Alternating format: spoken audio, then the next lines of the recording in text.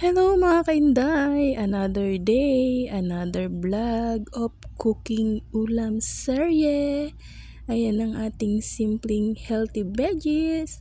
Magluluto lang tayo dyan ng chop suey. Ayan, nagisa na tayo dyan ng bawang sibuyas. And then, lalagyan na natin ng patis at ilalagay natin ng ating gulay. Yan, ang sinuhugan na rin natin yan ng kaunting pork lang mga kainday. Ayan ang ating veggies.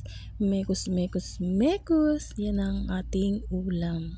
Ayan, pakukulan muna natin yan hanggang sa lumambot ang ating mga gulay. Ayan na. It's so yummy. Healthy, healthy muna tayo ngayon. Ayan na ang simpleng sapsuy. Ayan, wala tayo dyang quail egg mga kainday. Kaya ang nilagay na natin dyan ay ang tunay na egg. Chicken egg charot. Yan ang ating simpleng chop suey. Yan, it's so yummy mga kainday. Mekos-mekos muna tayo hanggang sa lumambot ang ating gulay.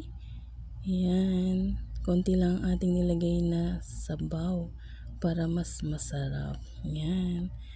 Yan, tinikman na natin kung okay ang kanyang lasa. Ayan ang ating hapunan. Simpleng gulay. Thank you for watching. Maraming salamat sa suporta. Ayan na ang ating dinner. Simple lang but healthy. Yan na guys. Finish na ang ating pagluluto. Pwede na tayong kumain. Bye-bye!